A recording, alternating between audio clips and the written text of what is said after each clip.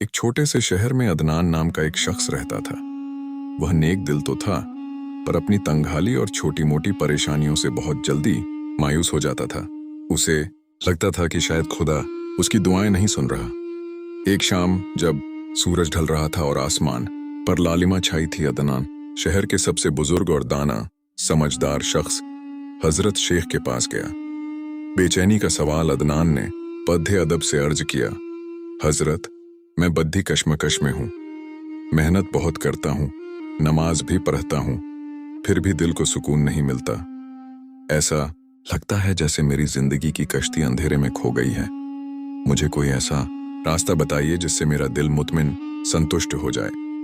शेख साहब मुस्कुराए और बोले, बेटा, अंधेरा कभी रोशनी को खत्म नहीं करता, बल्कि वह तो रोशनी की अहमियत बताता है।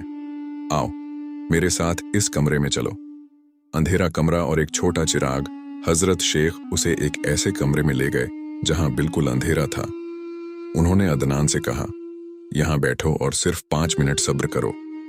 शुरुआत में अदनान को कुछ नजर नहीं आया, उसे घुटन महसूस हुई। 5 मिनट बाद शेख साहब ने एक छोटा सा चिराग रोशन किया।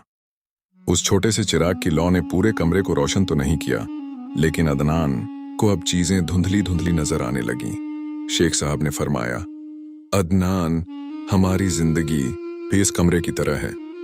जब मुश्किलें आती हैं तो हम घबरा जाते हैं। हम चाहते हैं कि एक ही पल में पूरा सूरज निकल आए, लेकिन अल्लाह का कानून तदरीज, क्रम और सब्र पर टिका है। 3 कीमती नसीहतें।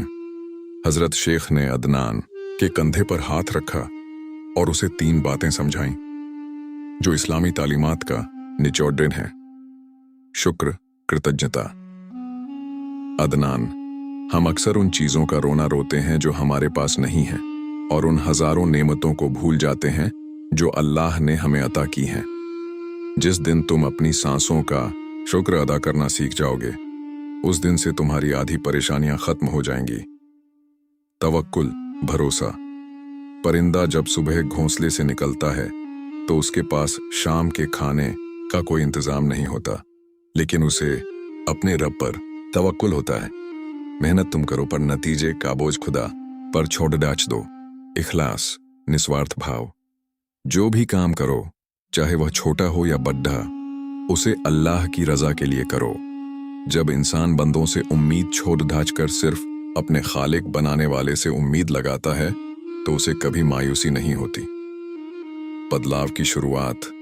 अदनान को अपनी गलती का एहसास हुआ। उसने समझ लिया कि वह अब तक सिर्फ दुनिया मांग रहा था, जबकि उसे दुनिया बनाने वाले से रिश्ता मजबूत करना था। उसका दिल अब बोझिल नहीं, बल्कि हल्का महसूस कर रहा था। उसने हजरत शेख का शुक्रिया अदा किया और घर लौटते वक्त उसके होंठों पर एक ही दुआ थी, ऐ अल्लाह, मुझे अपनी रजा में राजी रहने वाला बना दे। सबक, मॉरल ऑफ द स्टोरी। इंसान की कामयाबी दौलत में नहीं, बल्कि सुकून कल्ब, दिल के सुकून में है, और सुकून सिर्फ अल्लाह के जिक्र और उसकी तकदीर पर राजी रहने से मिलता है।